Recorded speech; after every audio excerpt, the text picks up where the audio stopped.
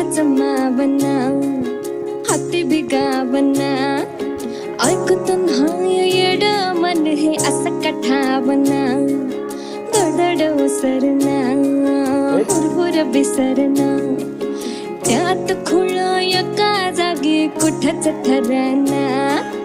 जागत राहत एकट गात समान बघत हे मन धावत या